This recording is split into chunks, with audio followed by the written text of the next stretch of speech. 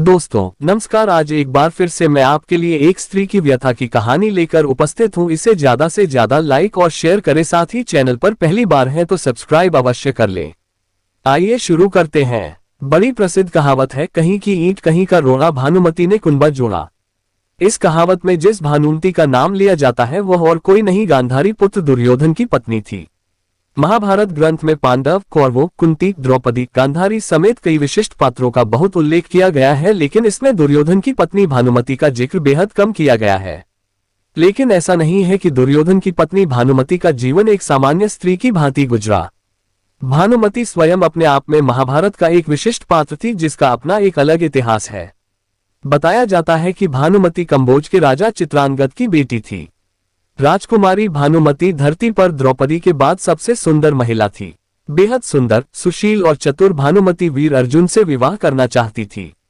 वह बेहद विनम्र स्वभाव की महिला थी। जब भानुमति बड़ी हुई तो उसके पिता ने उसका स्वयंवर रचने की योजना बनाई।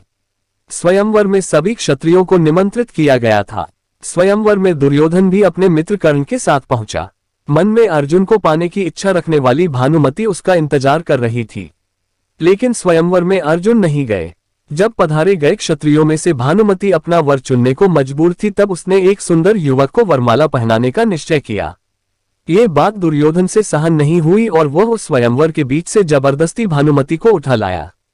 भानुमति किसी भी सूरत में दुर्योधन से विवाह नहीं करना चाहती थी, लेकिन उसके अपहरण में दुर्योधन के मित्र कर्ण ने भी उसका सहयोग किया था।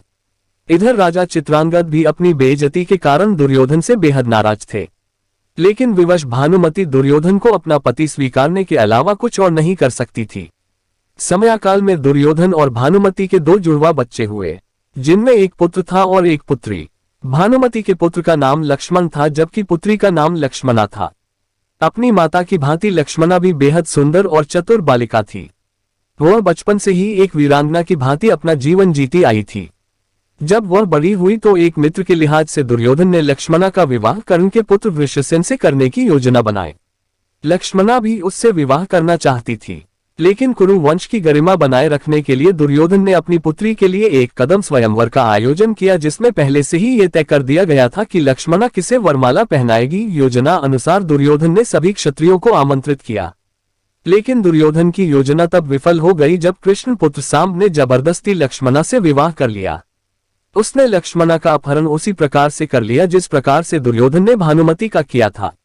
गुस्साए दुर्योधन ने सांब को कारागृह में डाल दिया।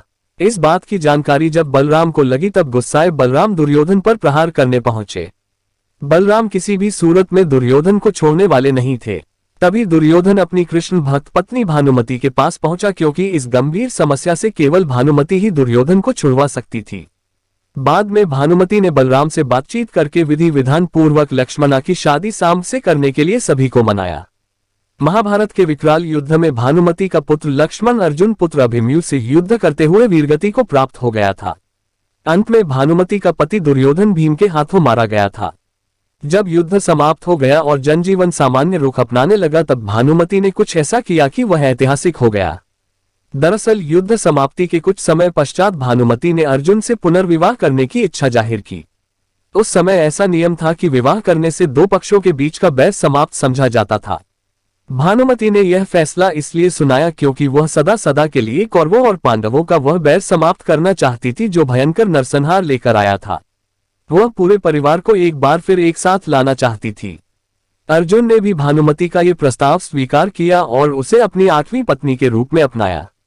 कहा जाता है कि कौरवों और पांडवों के बीच का अद्भुत बैर केवल भानुमति ने ही दूर किया था। इसीलिए भानुमति पर यह कहावत बैठ गई कि कहीं की ईंट कहीं का रोड़ा, भानुमति ने कुंभा जोड़ा।